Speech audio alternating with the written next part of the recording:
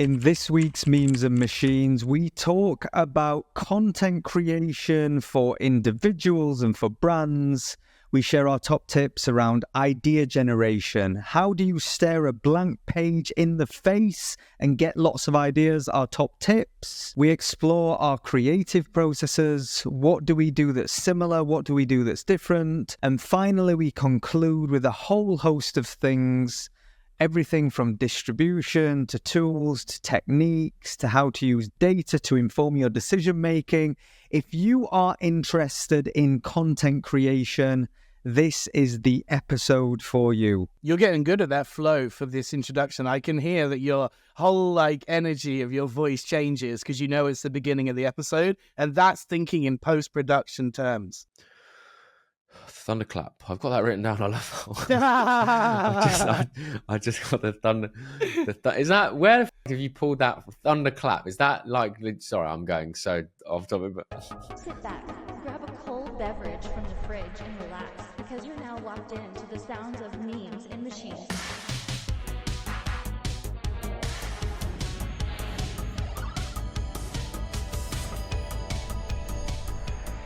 Good to see you, gents. How are you both doing? Thank you. All right, mate, you? Yeah, you seem very focused, both of you. That was a very succinct, Ben's writing notes. That was the most rigid opening ever. I like Yes, sir. It just... Someone is ready for business. I'm not mad at it. It's like we're ready for business. And we are ready for business because I think I've got a topic that I want to unpick with both of you this week. And it's a topic more and more people care about, not just companies, not just content creators, but more and more people care about content creation. Content creation is big business. You see this in the rise of the personal brand economy. You see this in this never-ending thirst for more channels, more platforms, more real estate from companies. Content creation is at the center of all of that. So what I'd love to use this episode for is diving into your top tips in the creative process. And there's probably 4 key areas that matter. There's concepting, idea generation, and I'd love to understand how you go about coming up with ideas. I think that's a starting place. The next is your creative processes. You know, there'll be similarities, but I'm sure there are many differences depending on the types of formats that you do. Then there's production and editing. Let's get practical from beginner to expert. What are some of the tools, the systems? How do you think about that post-production process? And then finally, the most important element in many cases is distribution, where content lives. If a tree falls in the woods and no one hears it, did it really fall? That's distribution. That was a great, and I'm actually quite impressed that I grabbed hold of that branch and made that Hey, I like branch, I like seedly, I like all these references to trees. This is great. There we go. I'm inspired by you, my man. I'm inspired. So let's start on topic number 1, idea generation. And I'm going to start with you, Ben. Kick us off. How do you go about concepting an idea? I'm writing and making some videos at the moment actually around this. I'm actually building trying to plug myself. I'm building a little video series on this to sell. And actually one of the main ways I think just as a foundation is just to immerse yourself on multiple platforms where all of the people who hang out or create content in your sphere, so YouTube, Instagram, TikTok mainly for the video people, and then writing wise I look at then Reddit, LinkedIn, X really, and maybe and Threads is up and coming, and I just find that when you consume content across all of those platforms on a daily basis, you get so many different perspectives and angles of people creating stuff that's relevant to what you want to create. And I find that over time, you can kind of just pick out ideas that resonate with you as well. You can go for a really data-driven approach where you just find creators in your niche that are pushing out videos consistently, and they've got a big data set, and you can see which are their outlier videos, which are the ones that are just performing well above average, maybe by 5 times or 10 times multiplied by their average view. So if somebody is just averaging, let's say, 5,000 views on a video and one has got 25,000, that's a clear indicator that that video has done quite well. So there's that sort of approach. Generally, I find that when an idea does well on a platform, if you repurpose that video onto the same platform, it does well. When you repurpose ideas from different platforms, the results aren't as consistent. But like, as you become a better content creator, you become better at being like, well, I created this format like around this idea like the other week, and it did really well. But then I saw somebody on LinkedIn talk about something different, but that could be drag and dropped into that same format like that I did on TikTok. It might just be, some education sharing, top 5 AI tools, let's just say. And actually, I know I've done a video on top 5 sound effect websites, and that did really well. Maybe I actually might do one on top 5 AI music and sound related websites. So I kind of now combining like that LinkedIn post with something that I did before, and merging the two together. And this is like something that happens constantly and consistently if you immerse yourself in all platforms where people are posting content about the thing that you like posting content. You then just like are just pulling different shit from everywhere to then pull your ideas into the idea formats and then the video formats that you like doing. They fit within your style and you've seen previous success. So that's kind of an overview of how I view it holistically when it comes to like finding ideas. It's like starting point. I think you raised so many good points because when you're faced with that blank page, for most people, that's very intimidating. That's the first step that you have to take. Never seen that page. There you go. But it's like the 0 to 1 phase is probably the most intimidating, particularly if you're new to content creation. And what you're saying there around immersion, curating your feed with other creators that inspire you, that's fundamentally the definition of creativity. Creativity is taking knowledge, taking experiences, taking inspiration and combining them in new ways. And if you consider that, like knowledge seeking, consuming a lot is a big part of that process. I think Mr. Beast said it once in an interview. He described his thirst for like obscure knowledge has been a real leveler for his content creation. And he used the analogy that if he'd learnt about this venomous flower that existed in one part of the world, that may feel like random knowledge, but you never know when you need to draw upon that branch to be able to create something that's original or that people haven't seen before. And really it starts with consumption. And then the second point I really loved that you shared, Ben, was you talked about context. Like formats don't always transcend platforms.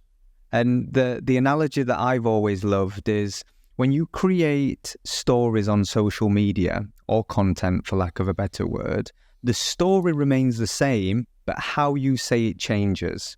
For example, if I'm describing to my nan what I do, it's kind of the same thing, but I describe it differently than I would if I'm speaking to a colleague or a professional or on stage. The essence of what I'm saying remains the same, but how I tell it varies differently. And I think that's kind of the point of there's nuance to each platform. And this is where you start getting a little more advanced when you start to understand those nuances, those behaviors. So yeah, I literally in my own process would not add anything else. I think it's just following exactly what you say about consumption. It's just sorry. No, go ahead, mate. It's just creating processes, really creating systems, processes, curating feeds that are going to show you more of what you want to see, that's going to influence your own creation. And you just need to leverage the platforms, features that allow you to do this. On X, building lists of all of the top AI creators that that you trust, creating a new TikTok account and only following people on that TikTok account that are relevant to your niche, rather than it being mixed with your own personal consumption. On YouTube, also You're ruining all doing the same mine thing. now, Ben. That's exactly what I was just about to say, is create a new account and then follow certain feeds and stuff like that. Go on. Yeah, go on. Tell me how you do it then. Yeah, very similarly. So it's so interesting because when you meet other curators, you realize that they go down the similar routes. Adding to what you said, I would add Reddit as one of my best sources because of its ability to have subreddits and groups. I like anything with structure whereby you can sort of get the upvotes to the top of a list, and you can choose this day or this week or this month or this year as a time category. Then you can have a really nice snapshot of a community and the type of content that gets submitted to a community. I also like Behance for this type of stuff. They do a really good sifting through hashtags, I think, and other ways to get categories. So you can see branding projects, you can see advertising projects, you can see different forms that are much easier than, say, LinkedIn. Just if I typed advertising into the LinkedIn search bar, I wouldn't necessarily get a bunch of really nice advertising posts. It would just be things that have roughly mentioned it. Whereas in Behance, they're all kind of project files, PDFs that have been submitted. And they are all, design-based advertising, inspiration boards. Pinterest is another really good place.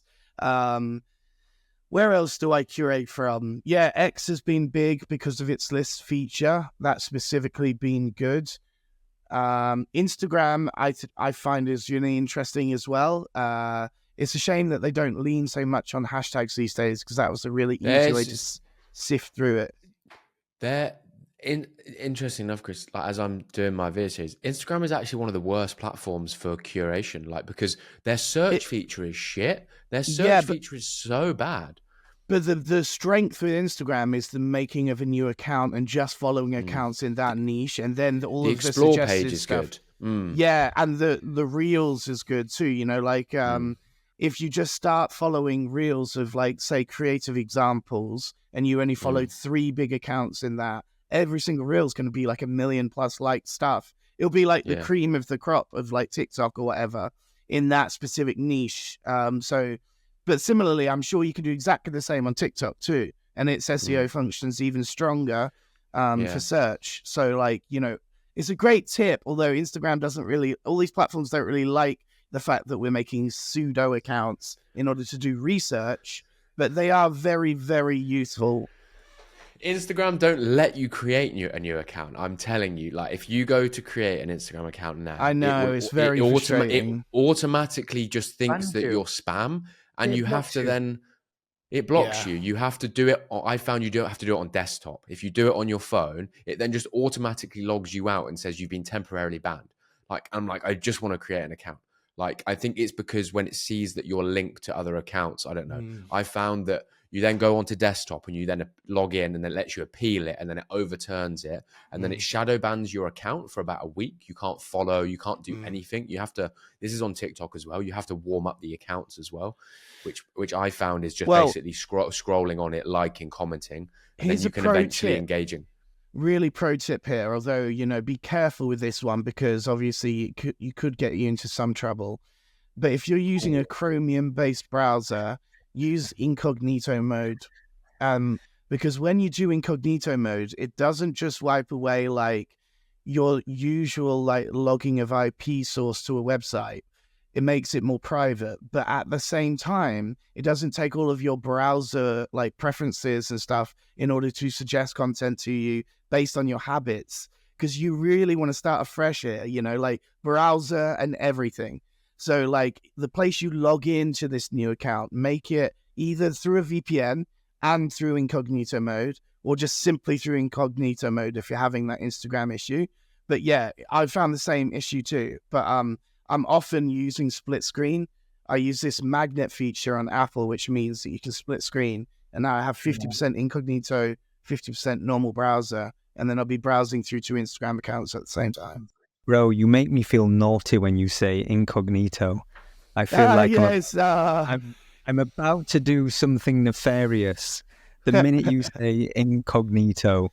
I'm going to get a bit techie here and make it even cooler, like because Instagram and LinkedIn and these others, they don't give API access out, but there are tools that have access to Reddit and Twitter and places that are more accessible. So you can start to use like what's called if this then that logic strings, and then pull this all into a place that you want to curate from. So over time, I've built like strings from Reddit and Twitter all to go to my Slack channel or my Discord channel or my WhatsApp channel. And this is like giving me the best of the best from channels that I follow. And you can even set rules as to, like Ben was saying, like only make it if this account has more than the average likes of their post, get in a certain period of time, send it to this channel. So that means it has to have gone viral as according to their specific channel. So you can set all these logic rules and stuff. How do you do that? How do you do that, Chris? One of the websites is called ifttt.com, stands for if this then that, and then you can just select X as the starting point, and then take it to your lists, and then plug in a list, and then select a distribution point. So then plug in your Slack channel or your Discord channel or your WhatsApp, wherever is your preferred way to be delivered it. Yeah. Okay. I think what you're describing there, chaps, is like the overarching 0 to 1 phase, getting inspiration, can be as simple as like every morning just reading your favorite newsletter, all the way through to a lot more advanced curation when you take your content creation more seriously if you're a pro, or you're getting more technical or advanced. But foundationally, it's consume. That's kind of the message that we're all giving. Yeah. Consume 10 times more than you create is a really good rule to sort of live by. I would say that's the way to get the best creation, is to at least have consumed 10 times more than you do create. There's loads of other tools we could mention here, by the way. My Mind is like a Chrome extension. I love My Mind. That's what I use. There's loads of these like save to like memory bank. And the way that they're like getting AI infused is basically it's taking a snapshot of, say, the image or the video or the newsletter, like you said, Ollie, like of what you save to it, and then it's applying a load of keywords and tagging it into folders like automatically for you. So very, very useful if you browse a lot of content and you're just wanting to rapidly save it to a database, basically, that's also created through AI. Very, very cool tools in that space. Yeah, and is that video and written articles combination? Anything, yeah. Anything that you're browsing on the internet. It browses basically with you, gives you a little button next to the thing, and you can just one-click it, and then it shoots it into your database. You can do that in Notion as well, like a similar system where you can highlight articles and automatically with the extension. Yeah, but that category... Sorry, mate. Go on. I just find My Mind just better because it's more convenient at like... I just found that sometimes I find something really interesting and just move on, like, and then and then that just gets lost in the void. Like I'm never going to remember that again. So I just will like just add it to. I'm like, oh, this is cool. Maybe this will be like interesting in the future for me, and then I'll just like save it somewhere. Like if I'm on my phone or on my laptop, it just means that I can always save something to somewhere. Its categorizing is fucking amazing too. This is, by the way, gents, you feel so much more advanced than me. I do the same thing, but I'm like such a boomer. I will email myself an article. That's too much of a barrier. Do you know what? I only do a more of a manual step if I'm like, this is really fucking cool. Like if like an idea or video really stands out to me, I'll put it in I actually put it in Todoist. I'll just go to my Todoist app and just say like, put it in there. Cause that's when I actually, I don't want to just like discover this in like a month's time when I look at my mind. I want this to like turn into an action ASAP. Like, I want to read this article later on. Can I'll play devil's advocate on this, like removing friction of like knowledge and just absorbing and consuming so much. So even my very crude version where I email myself and then have to go reread the article, it's documented along with my work. I go, maybe the friction can be a good thing. If you really want to learn something, you should probably write it down. So there is something to be said for a little bit of friction between stuff that's valuable versus not. And I think there's maybe two camps of this. It's kind of like discovery, which is just random thoughts that may have some value that is expanding your knowledge base and in turn your ability to draw upon information for content creation. But then you have things you want to learn. And I'm a big believer in maybe you should create a bit of friction. And that's where me being a boomer and emailing myself is No, you can't go there and there, because that You're a fucking boomer. You talked about proven science when it came to friction in writing, because that's actually been documented. If you write something, there's something different going on in the brain that commits it better to memory. So that's actually been proven to slow down information input via writing as a mechanical way of memorizing stuff is proven, but not emailing yourself a link. That's not the science part, because you're doing exactly what we're doing, but less categorizing. Just think about it. Like, we're one-clicking stuff. Instead of going to our own email, we're one-clicking it to a database that's being segmented, whereby later in that day, me and Ben can go to this product and then say, show me all the video stuff. And then there's a lovely folder of all the things that we saved that were video, and all the things that we saved that were like content creation and other things. You may be more organized, but let me play devil's advocate again. Imagine we're both walking into a hotel. Chris, you're watching your wallet, and you get the budget hotel, and there's an automatic check-in, and like apparently that's supposed to be there. I go somewhere else, and there's a doorman, and they grab my bags, and I spend 15 minutes talking to them. That is a slower experience, but it's way more fulfilling. So I am just saying there is room for extreme efficiency and being very organized, and there's room for being a boomer, doing things simply. You know what? That's what I'm saying. I'm gonna add to that on a side note that is also on siding. So I'm siding with you, Oliver, because one of the biggest problems I think that we're about to come into with ChatGPT and Perplexity is that people are taking shortcuts in research, and I think that the younger generation are becoming lazier because it's now easier to find the information that, quote unquote, they want. I love actually going and exploring the internet for research and finding stuff that's bad, finding stuff that's good, finding how do you distinguish like and make your own judgments on and assessments on good, bad, great, excellent, if Perplexity or thing is only really providing you with one answer or the best answers. Like, and I know Perplexity does provide different sources in that, but I think people don't go and look at those sources. I think they go, oh yeah, I think some people do, but a lot of people are not going to. Like, here's the answer. I think that's the right answer, and I don't need to do any more research on this. And I think that is because it's now easier. It's stopping people from doing the more mundane, the harder, more like kind of time-consuming work. But I think the time-consuming work can actually provide more benefit back to that person because they broaden their research process and horizon and knowledge on. It forces you to do it. And I don't think this applies to everyone, but I'm seeing some examples, I think, of people who are like relying on this quick, easy answer to then take that as their knowledge. And I wonder what impact that has on people's actually development and understanding of the thing they're researching. Yeah, it's something I was asked at a conference around skill development. They were observing that more and more students are using tools for, publishing their articles, their research. Homework has been done really quickly. That's cool. It's great. Yeah. Like, you need to know the technology that's going to enhance what you do, but it comes at a cost. Everything has a price. For me, the price is slower development, lack of sort of core skills.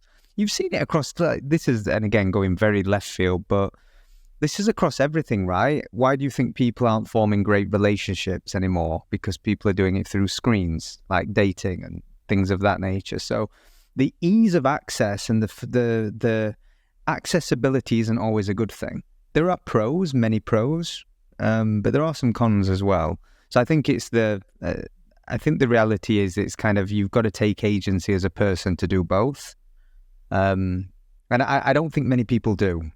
I think you typically fall into one camp. You're kind of stuck in your ways, doing it one way, and maybe your development is stronger, and you're missing out on opportunities that could help you, or you're leaning into quick wins. You know, the 4-week 6-pack, the kind of chasing the. Yeah, Depth you've of just knowledge. nailed it there, because that's the idea, is basically shortcuts always come at a cost. And so people always talk about growth hacks.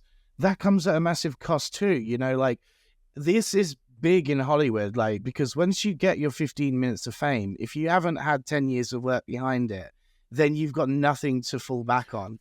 Yeah. And then if you're not ready for it, then you can completely blow that. If you blow up too quickly and you haven't done, you know, your stand-up hours of like 1,000 hours of failing, and then you know how to fail in every way possible, you can't shortcut that part. If you didn't know how to fail, then you would fail badly. Like, these are the things that it's hard to hear that, because everybody's course is how to get £1 million through retail in like less than 1 year with no experience. Yeah, right, buddy. You know, like, if you had all of the learnings that you had to get to that, you can't shortcut someone else there. Like, it's just not, it's just unfortunate that everything that's worth anything takes time.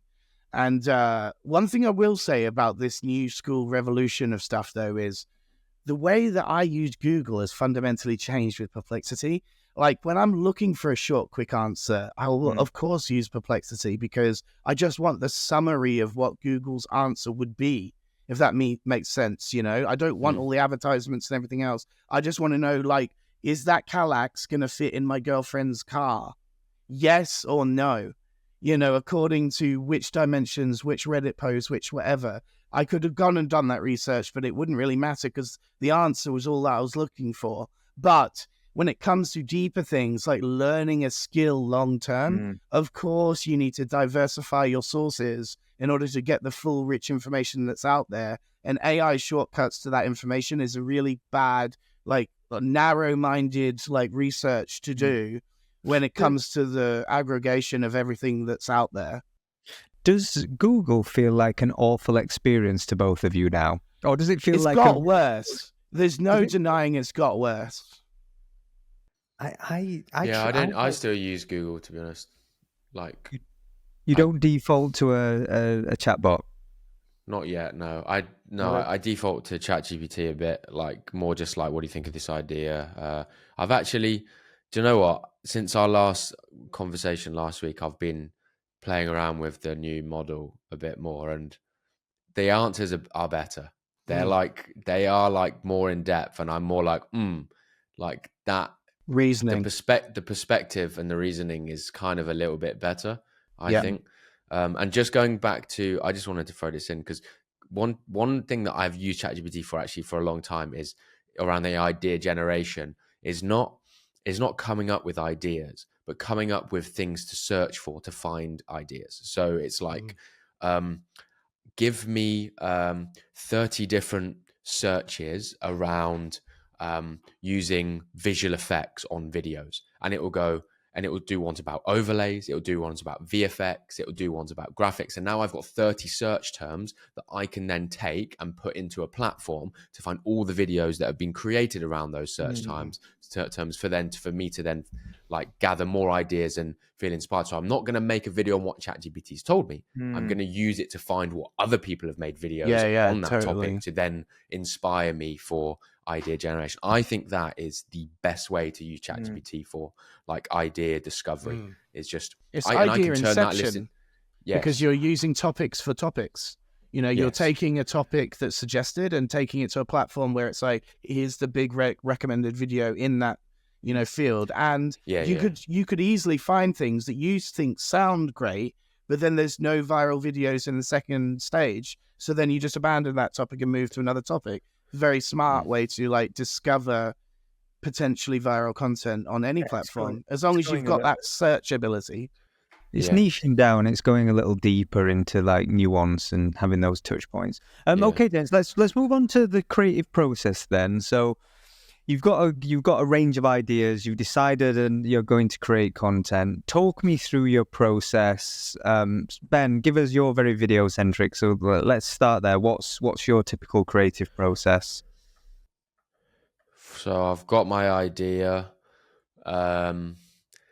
If I'm feeling productive and I've got time, I'll go and find other videos on that idea. Maybe one video inspired that idea, but then that puts the idea in my ideas list. But then when the day comes where I've decided that that's the idea I actually want to make a video on, I will then go back and do more research on that. I'll go and find another 5 to 10 videos on that idea to then evaluate like what are the similarities, what are the differences, what did people say that people resonated with, what did people not say. I'll check the comments of these videos to think about how I can add my own value, and by looking at 10 different videos on the same topic, I can curate my own video that is very, very unique in itself.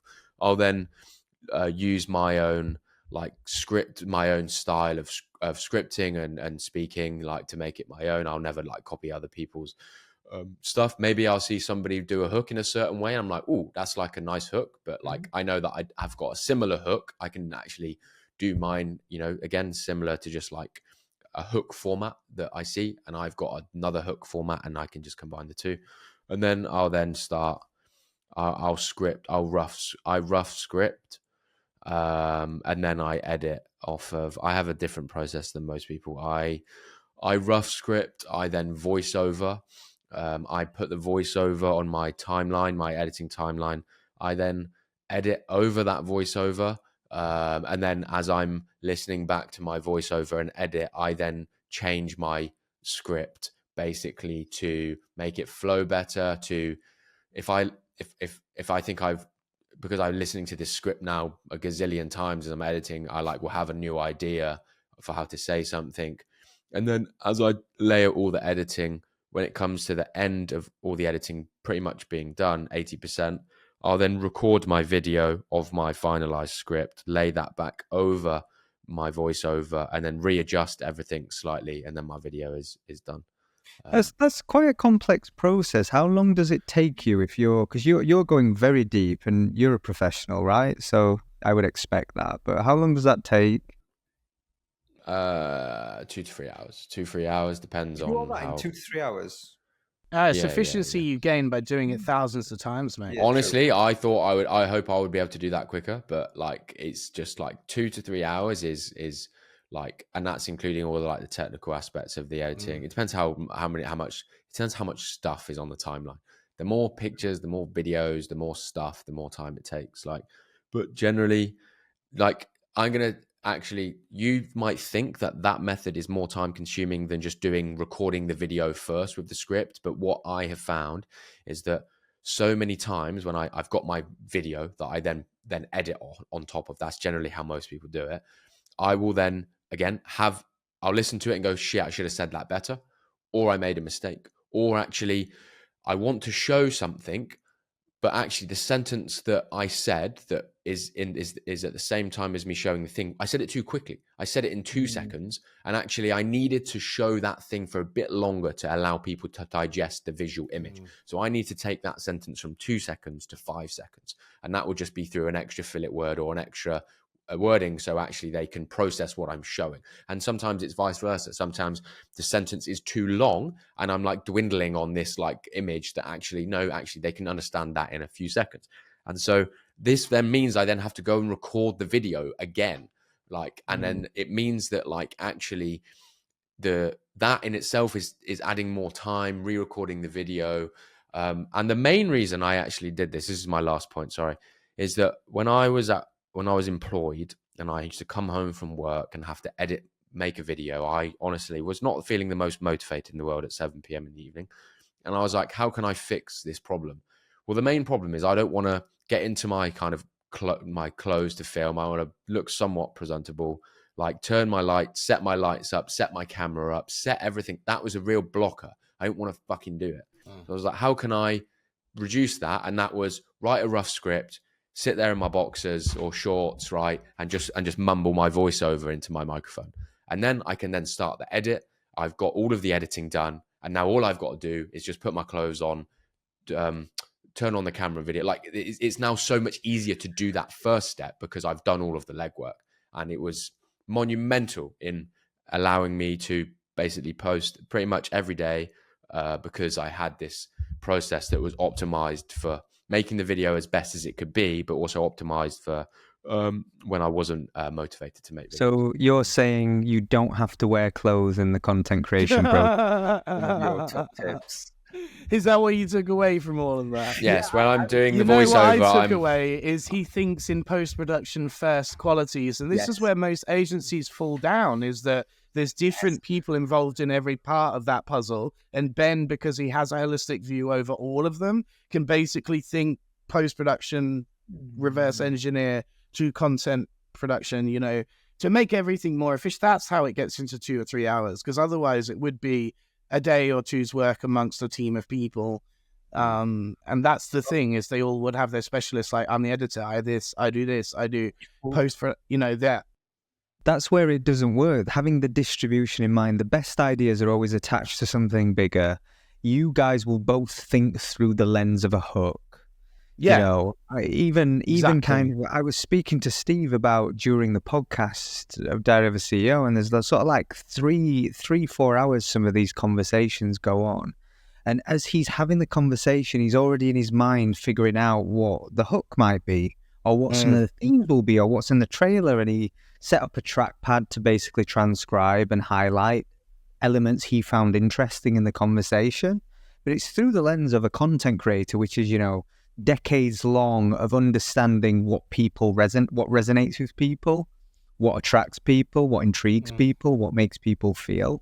And what you said there, Chris, is so important. I actually think it's the biggest barrier, or it's one of the things that even great content creators don't realize. They're already thinking with end state in mind. They know where it's going to live. They're thinking that I know that it's going to be in this format on this platform, and I have to say this in this way to stack the odds in favor of like getting good results. And it's those things that I just think so many people don't think about. My favorite ever creative I worked with, what he used to do is, and it goes back to like the first point we're saying around consuming, he would spend about 4 hours a day in the office, like on Twitter, just scrolling. And his team used to hate it. They thought he was being lazy, and like they'd complain about his productivity and his management style.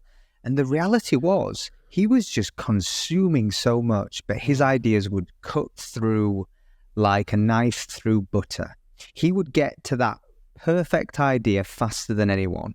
And like, you can't put a price on that. And it's like consumption, then combined with end state, that retrospective playback of this is what I want it to look like. It's almost though that duality of those two things is the foundation of a great content creator.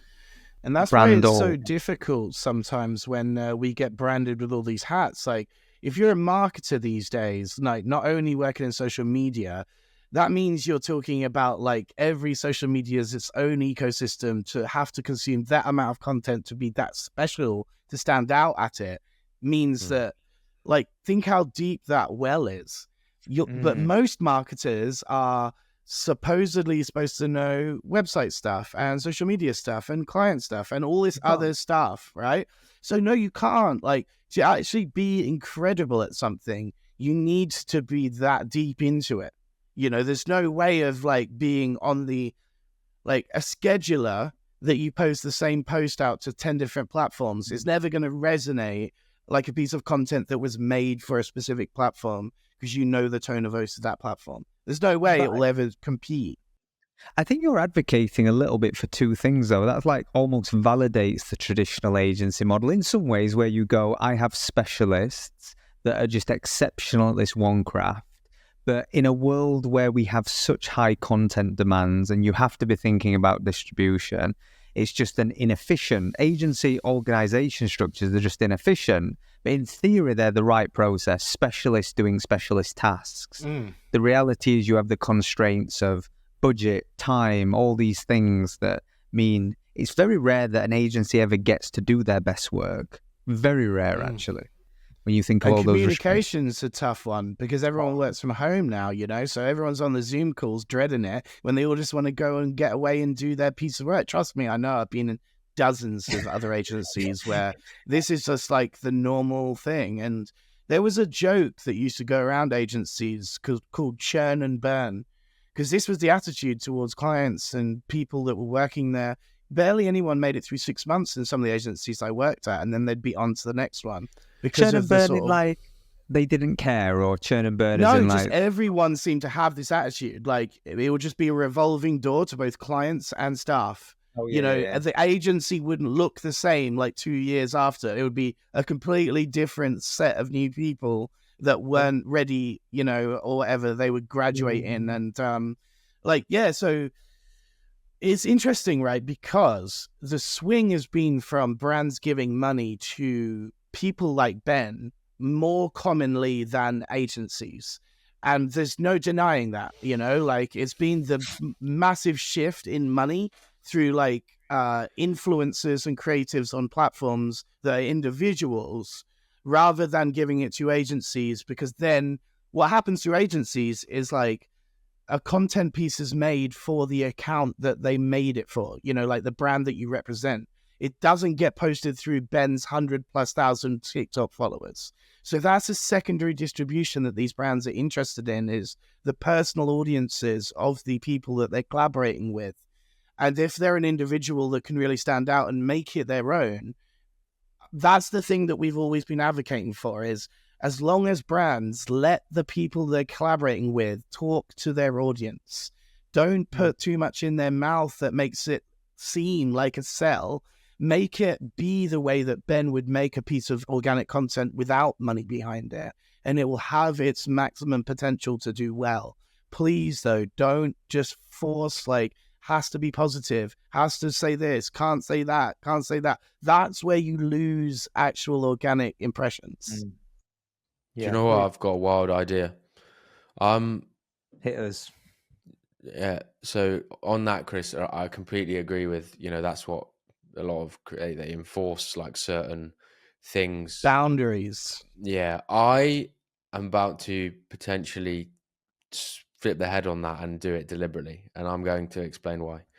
So I've mentioned this to you. I'm about to start building a private community with the best tech creators in short form in the world, starting with 20 to 30, invite only, 100K minimum, followers, business minded, the best, offer something to the table.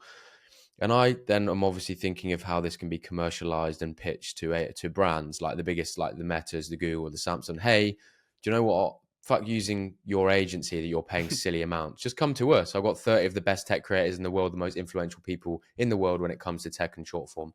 We'll do everything. We'll design your campaign. And I thought, wouldn't it be cool if we all collectively came up with this idea where we all did the same thing?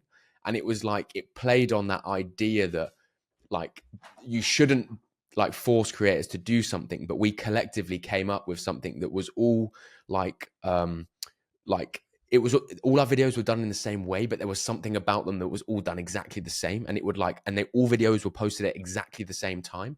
And I'm thinking about how it would be a risk, but what impact it would get people talking, this thing that all of these, when Meta did that with the glasses, and they got they got them to hold the phone up against the mirror. Have you seen that with it was their big, I think a creator did it and they all started doing it. They had the Meta. I've actually got them. They're actually all right. Let me get them. Ollie, you can fucking buy these off me if you want. You love glasses. So they don't look too bad. Wow. So Sure, I mean, I don't wear these, but you know what? I'd make them look better through your underpants, what? but it's just personal. They did a campaign, or I don't even know how it spawned. I think someone just did it, and where there was people were in full standing mirrors, and they had these on. They had their phone on, almost like they were taking a selfie, and then they removed the phone away, and then the thing is still there, and it was adopted by so many people. And I was like, oh wow, if I had a collective of creators that all came up with this really innovative concept, and we all that was going to generate a trend and buzz, and we all did it together at the same time, I'm like, wow, fuck, I'm ready to take over. I'm ready to take over. I that's love just my... I love the ideas for marketing it though. Like the sleight of hand example for the camera is brilliant. You know, because your eye instantly thinks, oh, it has to be the phone. So when that gets removed, where else is it possibly coming from? Oh, it's the glasses. You know, so it's that sleight of hand marketing is very smart to get like your name out there and brand awareness. I like it. There's, by the way, there's a guy that we interviewed on our podcast, and he's part of this new wave of generative AI people in LA and Hollywood, and they've started a collective called Secret Level. I love that name for a collective of like the best of the best Gen AI. And they got nice branding, nice community. Like Dave was telling us about it. And like just that idea though of like being like, this is something new that you've not, because Secret Level alludes to so much stuff, you know? You kind of think of the gamifying things, you think of like a collective, you think of other things. So I just thought, just some more ideas for the community. I love the idea though, getting the best tech influencers together. Yeah. Wait, what's the Secret Level one? I'm generally looking this up right now. Like how? Yeah. Like these are a group of like people who are in generative AI that have come together to form a project. Is invite only? Like, it's a great question. I didn't actually ask Dave on the podcast, but basically he is one of the original people of the Secret Level community. And he's trying to, I think the idea is to get, like you said, very talented people in the space to form a community together. And that is kind of like they select amongst, kind of like, imagine it like an award show where they kind of like, you submit your work to, like if you're in film production, then they select you to be part of the collective if they feel like it's part of the vibe. It's a really interesting, this kind of democratization of creativity is a really interesting concept. And Ben, when you talk about your idea, like that efficacy, the effectiveness of getting people to talk about the same thing in a slightly different way, all at the same time, it's a classic technique in social media called the thunderclap. And it's something that you used to be able to do to force a trend. So the idea is that I followed Ben, I followed Chris. The chances are that if I saw you talking about the same thing at the same time, I'd be more curious to engage and I'd actually be more curious to participate. This is how social graphs work. So conceptually, like the idea is phenomenal. Where it becomes challenging in a collective is like you're going to have people in your community that have a certain commercial value based on their audience, and you're going to have other people that have a lower commercial value based on their audience. And it becomes challenging. If I was Google and I came to you and said, hey, Ben, like we've got a new product launch. We want to pay you as the community and you all go create stuff. I think it would be difficult when you all have agents and different things. So you'd almost have to have a Chatham House rules that we'll like share in the spoils of briefs and we'll all create and we'll all participate. But we might only participate in 10 projects a year. So you might say to them like, we're all going to participate in 10 things a year. And we do it once around product launches for the biggest tech brands. So I think you have to think through some of the like executional limitations, but conceptually it's a phenomenal idea. And so many brands would be attracted to that. Because right now, if I wanted to do that, I would go work with a talent agency that will have bias, that will lazily pick different people. They then take their 20% fee. The creator's agent would take their 20% fee.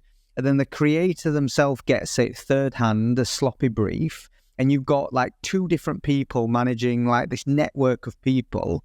Why not let creativity breathe through a central source? And like the key to it is you having the highest standards. Like every person in that collective just like owns their space and they're phenomenal. But yeah, I love this idea. And it's where me and Chris first bonded over the idea of this like remix economy. You know, now getting loads of generative AI artists to like remix an initial brief. It's like, here's a piece of creative, go away and just do amazing things. And with generative AI, it's like exponential. I can do 1,000 different versions of something, right? In some cases, that's good. In other cases, it's not, right? You don't need that. You need quality and like the one shining piece. But yeah, it's these really interesting community dynamics. And I think when you consider that in the whole creative process, I think there's going to be some like revolutionary new ways where brands and creators and agencies and businesses interact. So it's kind of totally, exciting, mate. really. Like, I was thinking about when Ben was saying his creative process, I was thinking, geez, just 2 years ago, mine looked nothing like it does today. Literally 95% of what I did 2 years ago, I no longer do today. It's really that fundamentally different. It's like a complete shift in a what's so totally new different? paradigm. What's so Every single step of tools that I'm using are AI tools that didn't exist 2 years ago. Fair. So I'll use Perplexity for research, and then I'll do a whole series of different things like Ben does. But I don't want to dwell too much on that because Ben really covered it so great. Like in our creation flow, though, if I'm thinking of a series of, say, artworks that might attract a certain brand, then I'll go through the idea creation process slightly differently. I'll think of like a potential campaign, but instead of doing all of the video editing and all of that stuff, I'll think, which AI tool will make this stand out the most? And I'm aware of 30 plus AI tools right now that could be that starting point, but none of those existed 2 years ago either. So then I'm going to the next point, which is, right, how do I make this more than just one tool to make it special? So I might upscale it using Magnific or something else to make it look really, really amazing. If it's just artwork, I might take it to an image to video tool. If I want to make it animate in some way to make it stand out, I might take it to a plethora of different places. I might make it a lip sync if it's like a talking head video or whatever it is that I'm showcasing. So like all of the things I did 2 years ago, I couldn't dream of thinking, 2 years from now, I'm going to be doing it differently this way. It's just rapidly changed in the last 2 years. And that's difficult for new people because you have to be on top of all of the things that are working in your niche that you want to break into. So as well as doing the research that Ben does for videos and stuff, learn the things that can make your workflow extremely efficient through AI in your niche. That's the way that you can really make like content production viable in a full-time job way. Because to be honest, that is a full-time creator's job. 100%. Like there's many things are done via this podcast with AI, right? Like where we can take clips but we have a normal editor too. So like there's a hybrid between like tools and humans. That's the ultimate yes for the creative workflow for me. Yeah, 100%. And like, if you consider the average person, though, this is one of the things where I go, I've just and I'll give you an anecdote. I've just invested in two businesses, and they want to start content creating more as part of in advance of their launch, and they have all the classic hesitations. They're overthinking everything, not realizing that social content's pretty throwaway. You're going to have to do it for 2 years and no one's going to give a fuck about you. Like, how many things you're going to have to show up all the time. You're going to have to get better at your craft. And like, they're just starting that journey. And one of the things that like, I suppose I'm conflicted on is how intimidating everything you're describing is, Chris. Like, if I was to play devil's advocate, I'd go, the reality is if you wanted to just to be a baseline content creator to get value for you, to get maybe more opportunities or to promote your business, you could literally just walk down the street with a camera and talk to it. Like, very, very honest, isn't it? So it's like we're talking about certain fields, and that's maybe one of the wonderful things, right? There are more people doing that, the barrier to low, but I think you can just go that far. I think that's why TikTok took off. Because the raw, authentic content is not the polished stuff that we produce, Everybody's workflow is different. And it's all about who you're trying to talk to at the end of the day. Don't get it conflated because something did well in an algorithm. That's the thing that you should keep making. No, how many clients did you get from it? Like, you could get a post with 100 likes that gets you 5 clients. You get one with 10,000 that gets you none. So like, in crude terms, not everything leads to a direct attribution of clients. Obviously, things do play in brand awareness and in other ways just to make content. But you should always be thinking at the end of the day about how it translates to getting you more clients, if that's what you're trying to do. with your social media presence, might be totally not what you're trying to do. Yeah, it's the intention piece, isn't it? It's like, why are you doing this? Are you creating reverse content engineering intention? Are you trying to get results? Are you trying for people to understand how you think, so that they're more likely to buy from you? Yeah, you've got to at least have a very good motive. Otherwise, it's never sustainable. You're not going to show up every day doing something where no one cares about you for a few years until they do, right? Lads, I just want to finish on kind of latter point of, I'm just going to say, like, production and distribution. In terms of production, Ben, do you want to just give some like basic tools that you think, everything from like beginner to slightly more advanced, what are the non-negotiables or the must-haves in that toolkit? And then through to, how do you think about distribution? We've touched on it a few times, having distribution in mind. But how do you think about distribution? Well, we've gone through some of the tools and that, but yeah, somewhere to store your ideas, definitely, like Notion or Trello, just a basic Kanban board. You don't have to go overboard with it. Thunderclap. I've got that written down. I love that. I just got the thunder. Is that, where the fuck have you pulled that thunderclap? Is that like? It's a type of. Isn't it a type of like weather, like a specific type of like? I have I've been using the word for like a decade, but it was just something that we used to do early in social. You have Twitter pages talking about the same thing. Like, I remember just saying, don't download this app. And you'd have a page that dedicated to Sunday League football that would say, you're going to miss football with the boys if you download this app. And then another page at the same time was about homework. And it'd say, you're going to not do your homework if you like download this app. Don't download this app. And then we get this app #1 trending, and it'd be like in the App Store, and 5 million people would download the thing because all these Twitter pages are talking about it. Nice. That was like a thunderclap. I'll tell you the personal story, right? My dad once told me every second that passes between lightning and thunder is 1 mile distance of how far away that lightning bolt struck. So when you say thunderclap, to me, it makes it seem like, oh, that's right on top of you. As in, like, there's no gap between the lightning and the thunder, like, as in the distance away from you. And that's the way, like, because when you get everyone to post at the same time, otherwise it would be called staggered. Like the other alternative is to stagger everyone's post, say every 24 hours or some incremental period in order to get different distribution in an algorithm. But you're going for, if we pile everything on top of each other, the sum will be greater than the individual parts, i.e. the smaller brand people will, just help the wave of tsunami that we're creating, and that will be a better distribution than, staggering over a certain amount of days or whatever.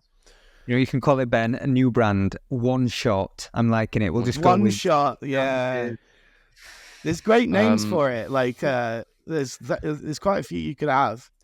I'm on that secret level website. Yeah, this is nice. I like it. Yeah. It's a cool website. Yeah, Dave is the coolest guy we've interviewed on the podcast. Man. Branding is just on point. Branding is very on point.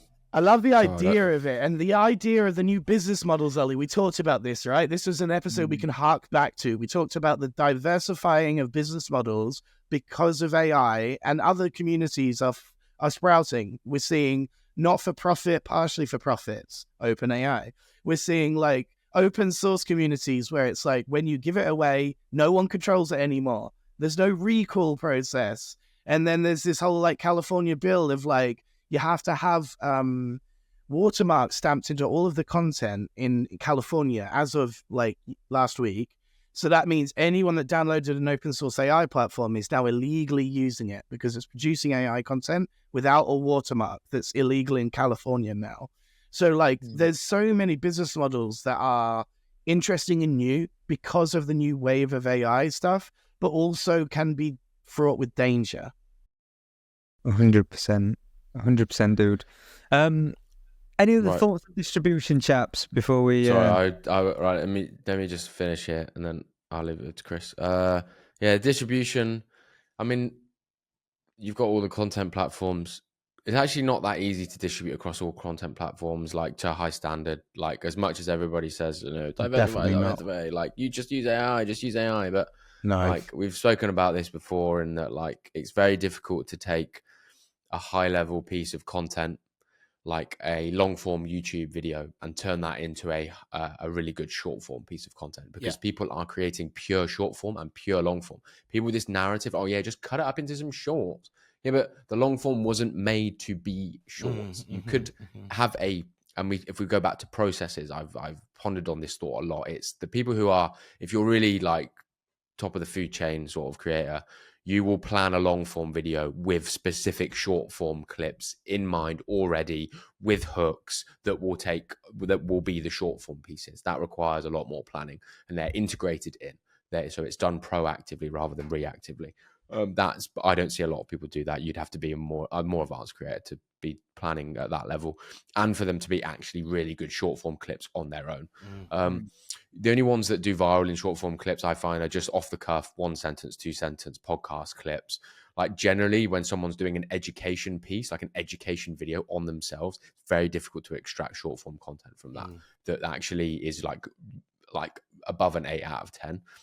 And then like when you're then looking to distribute across the writing platforms, again, like writing platforms are in, there's different formats, different things that do well. I've pondered on this idea of building a data set of like all of the formats that do well on LinkedIn and putting those into ChatGPT, and then pulling out my YouTube scripts and says, can you put them in this format? And it still requires tinkering. It still requires time. It still requires... Have to be constantly updated too. Yes, it still requires me to look at those outputs and go, not quite right, still quite not in my tone of voice, still just hasn't done it. Still, again, time. I like, and spreading yourself across all platforms, like as an individual, or like if you're just a social media manager, that's all of your responsibility, and creating the content. We discussed this last week. Next to impossible, in my opinion. Like the only people that I see who are blowing up and posting really, really good content across all platforms are the Ali Abduls, the Dan Coes, the people that have teams of people that probably also have individuals all managing each individual platform. I can tell you, they won't have a social media manager that's doing all platforms. They'll have specialists for each platforms, or like they'll group TikTok and Reels, they'll group the YouTube, they'll group X and Threads, and they'll group LinkedIn. Because that's how I would set my team up. And I would say, this is your responsibility. Work with the other guys to do the repurposing, to take ideas and use ChatGPT, but you got to figure out how to get the final output to the highest standard for that platform. And that is really, really challenging. It's quite daunting for people, like you said, Ollie, because what they see is an individual profile, say like Gary Vee, but what they don't often know is that he owns VaynerMedia, which is a giant agency that can drive his content. And I hear that he spends as much on his personal brand budget as some of his clients. So literally people have no idea at the level that he puts towards this stuff. Yeah, and I'll even say from personal experience, in organizations where you have a well-known creator/public figure as a leader in a business, often, even that they have endless marketing resource within the agency, they actually have their own self-contained teams on top of that. So Gary, even going back 10 years, had a team of 20 people. Now I can only assume it's 40, 50 people purely on the brand that is Gary Vee. And they do nothing to do with Vayner. Vayner's then another 600-700 people globally on top of that, marketeers. But within those walls, you're breeding a culture of people that understand the value of self-promotion content. It's just difficult because people don't know that, like they don't see the like, oh, there's a team of giant people behind Gary Vee. They see the Gary Vee looks like he posts everything and it looks like it comes from Gary Vee. Yeah. So that's the issue. It's like getting conflated information. The way it started was him on like Wine Library, just on YouTube, just reviewing wine. Like that's the thing is like they all start that way, and then they get bigger by getting teams of people that can be, as Ben said, as good at each individual distribution channel as Gary Vee was on LinkedIn. Like then they dominate Instagram and TikTok and wherever else that these guys need it. And like the issue is like you followed them in the time period maybe where they were just themselves without a huge team of people, and then they get a giant team of people and go on to do bigger and better things.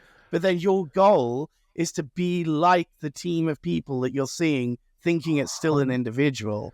I think businesses could fucking slay it if they followed that model, because I still see big businesses, like we discussed this last week, and I know lots of people that work in corporate, and I'm sure you guys do, and they work on the social media teams, and they've got a senior social media person and then a few execs. And I'm like, do you know what? Fuck that model.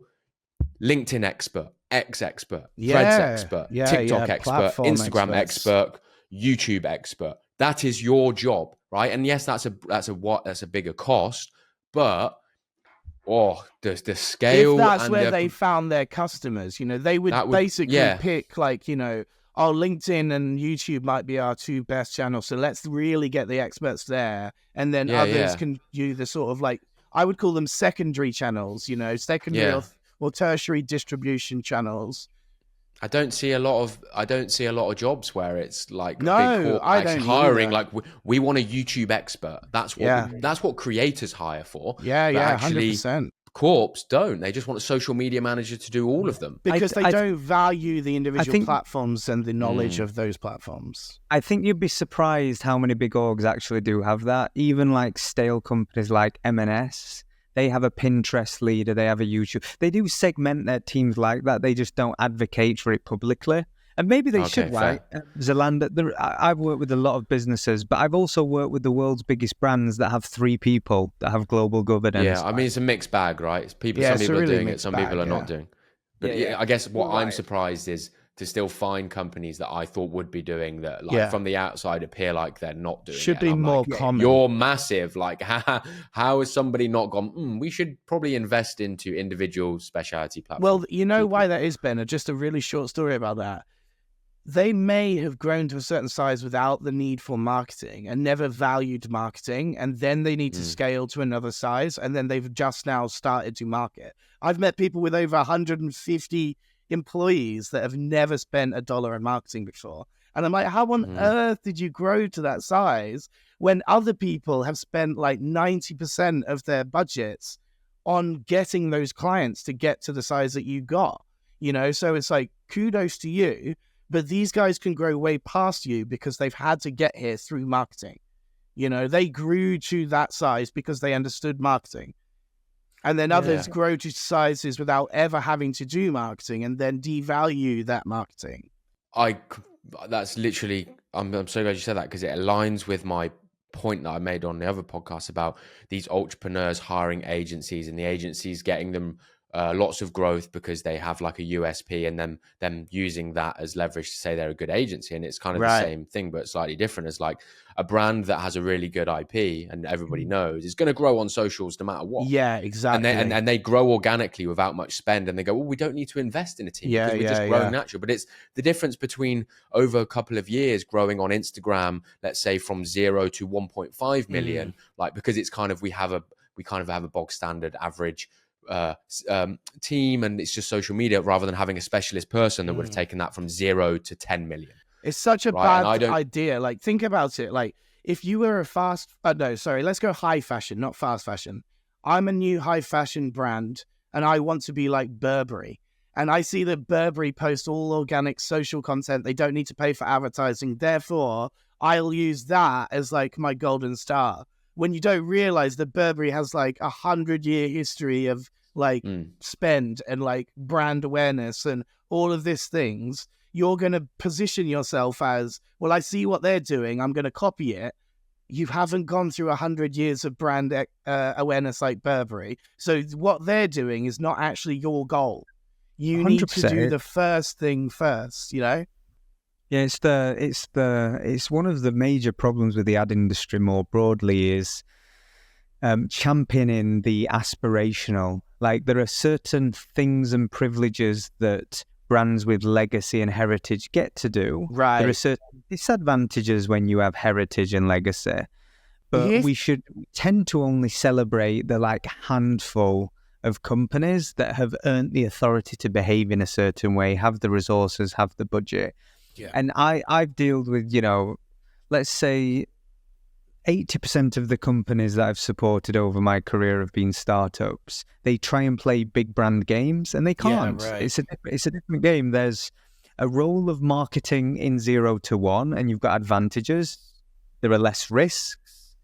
You can do more with less. You can be a bit more irreverent. You have to be more creative. Fundamentally, if you have less resources, you have to be more creative to get outlier advantages. Conversely, as you get bigger, you have opportunities teams, and it's always baffled me, this dynamic where it's kind of the premise of this last bit of like, you will have a tiny business that is out, it can really outshine giant companies with 100x their resources, with 1,000x their resources, and they can do more, and they can do more effective marketing. And those dynamics are quite bizarre when you think about it. And it stems from kind of like one last thing I want to leave probably both of you with, and like anyone who's listening, is like content creation, whether you're an individual or a team, is about a culture. Like culture is the mass, like you have to have a culture to allow content creation to breed in an organization and to be like, have the skills and the muscle to be good at it. And it's the same for an individual. Like if I think of the threads we've all agreed on, it's like, I did consume a lot of relevant things, put a lot of intention into your work, create, reiterate. It's a reiterative process. You use tools to augment and enhance what you do, but not like create what you do. And then over time, you'll have more resources, more time, you'll have more skills, and it should be sort of compounding the returns that you'll get. And that for me always starts with like having the right philosophy of like, why does this stuff matter? Why does being really creative matter? Why does content creation matter? And I think in modern business, it's very much a huge component. Not the only. You said it there, Chris. Like there are companies that will never market anything, are rubbish at marketing, have a terrible looking brand, but they're very successful. And that's okay, by the way. This is like, there is not only one way to do something. Yeah, exactly. There's multiple paths to get to the same goal, right? And that's the thing that I learned really quickly is not everyone got here the same way, and therefore they shouldn't be given the same way to grow outside of that, right? One of the things that I would think is a big takeaway here, it's kind of been on the theme of the whole episode, which is really cool, is not all shortcuts are good shortcuts. AI has some advantages, but they mean that you don't do the research part. You're not as thorough. You don't take as many sources into account. We discussed all of that stuff. But then there are shortcuts into genuinely getting things done at a better distribution point, and they're just not really going to be, they're just time efficiencies that more than lack of learning and research and becoming a master at something.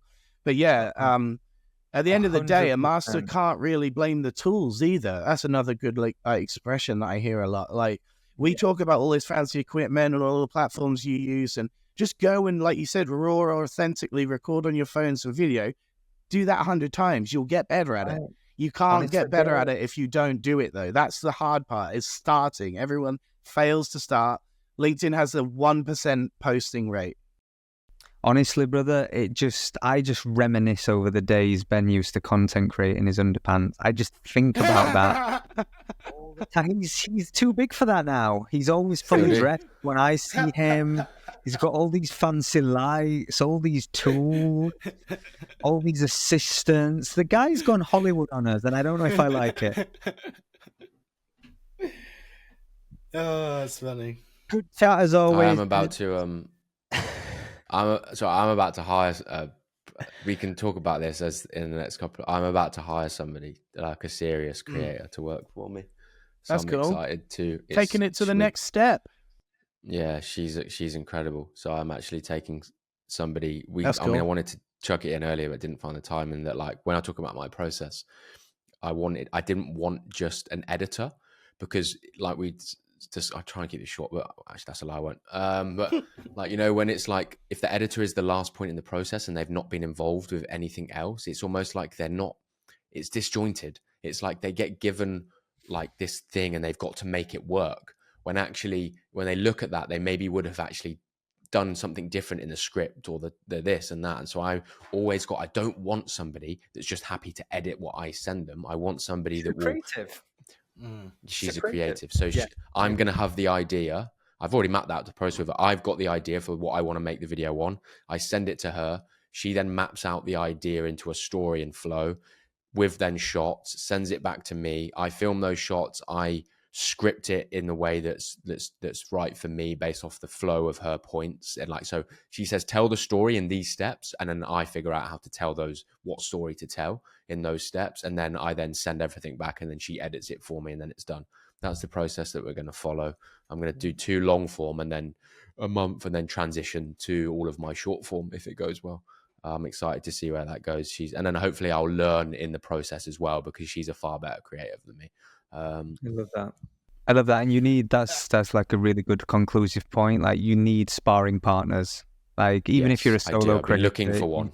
You need people that help you, whether they just inspire you or they create with you. I think it's a wonderful sort of point. Awesome, just to quickly add to that, like that's the hardest part of Ben's part. You know, when you grow to the team part, the hardest part is what am I willing to give up? Because you've been in complete control of all of the process up to now. And then you need to really think introspectively about the things that you, A, want to keep as the fun, creative part of your job, and B, the parts that you're willing to invest in someone to take those things away from you or advance them. Like you said, if you admire them as a better creative in that particular thing, then they're actually going to enhance what you do and bring it to a new level. That's your justification for bringing that second person on board. So just that's something I learned very difficult. The first hard way, to find those people though, right? So difficult. Really. It takes years sometimes to really get their understanding that you're on the same just the wavelength. right fit. Yeah, just the right fit. Like because don't get me wrong, there are tons of creators who I respect, but their style is not the same as mine. Exactly. Whereas this person's is similar to she's in the same direction as mine, just further on. And I'm like, if you could take your style and fuse it with my style, we had this baby. I say, That's taking it a bit too far. It's maybe too far. Looking forward to this content creation, baby. Awesome, gents. Chat soon. Bye-bye.